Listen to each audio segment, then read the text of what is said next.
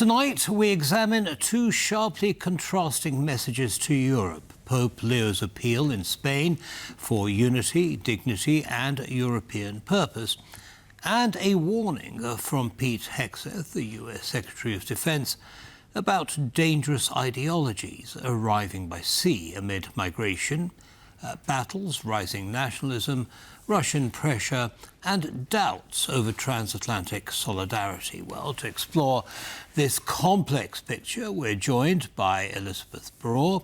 She's a senior fellow at the Atlantic Council. Elisabeth, welcome back to TP World. Thank you very much for taking the time. Thank you. So I want to start with Pope Leo's speech, and he used a very interesting phrase.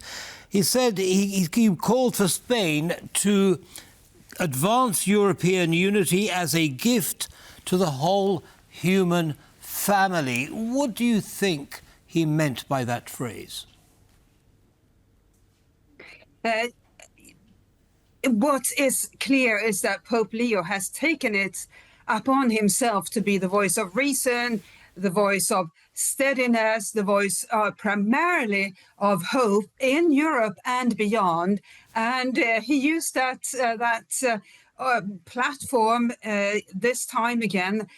Now he was in Spain, but he has spoken similarly, hopefully, about the future for Europe and indeed the world in recent months. And I have to say it is such a change from what we hear from other leaders. European leaders try to do the best they can of the situation in the world. But Pope Leo has a particular platform because he doesn't represent a single country. Obviously, he represents a global organization.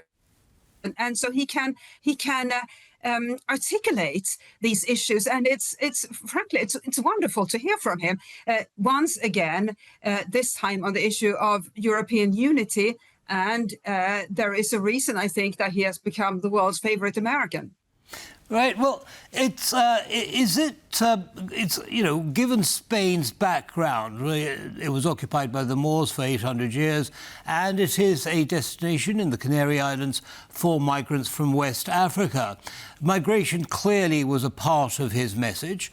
Was that a deliberate choice, do you believe, Elisabeth?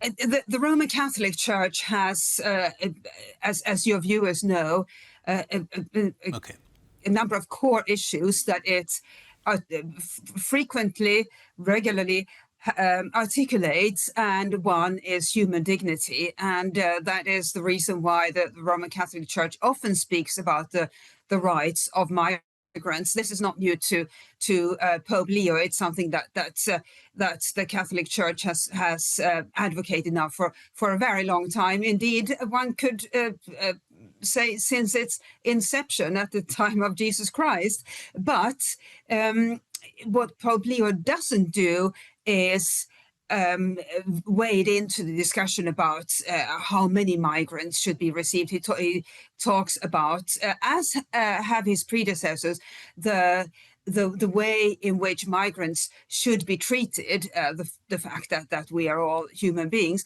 And that is really a very consistent message from the Roman Catholic Church, as is the fact that it is another aspect of what he articulated just a couple of weeks ago with his encyclical that also addressed human dignity in that time in the context of artificial intelligence. Now, Elisabeth, this comes at a time when the European Union is under attack externally from the United States and Russia. Let's start with the United States. Pete Hegseth, the US Secretary of Defense, criticized the European Union for its lax migration controls, amongst other things. And he's not the first person to do that. J.D. Vance and the President himself have done pretty much the same. What does this tell you about this US administration's attitude towards the European Union, and how should the EU respond? It is extraordinary to have the D-Day celebrations, which are, as we all know, a commemoration of those extremely important and risky and brave days, or day on the 6th of June during World War II. And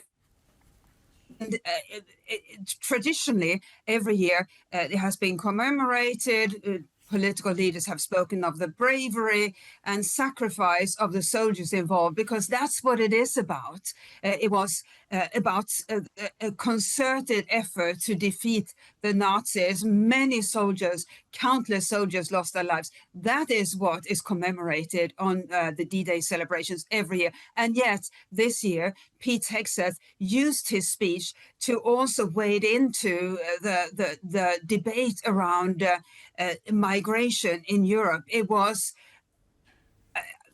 I think there is now consensus, it was extremely inappropriate, both for to use D-Day, the D-Day commemorations, for such an intervention, and also to intervene in the European migration debate to begin with. He is the Defense Secretary of the United States. That is not within his brief.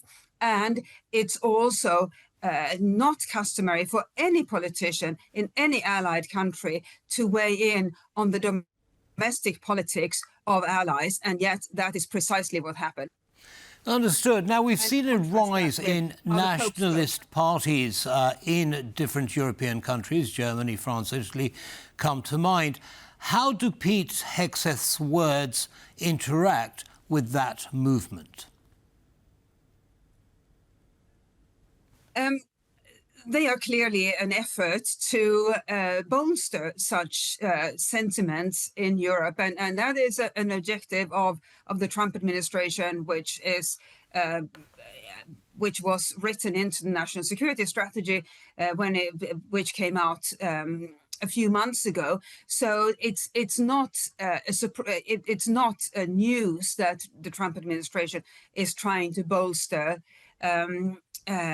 what it perceives to be ideological allies within the European Union, although those allies have in recent months have not been particularly keen on the Trump administration. But even if it is your objective to bolster your allies within the European Union by talking about migration, using D-Day to do so is wholly inappropriate, and it is frankly, it is an insult to the memory of the many, many service members who lost their lives on that day during such difficult circumstances, doing the right thing for Europe and the world.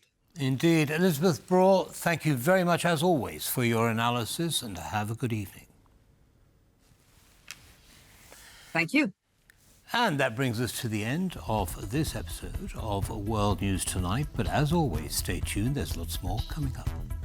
Goodbye.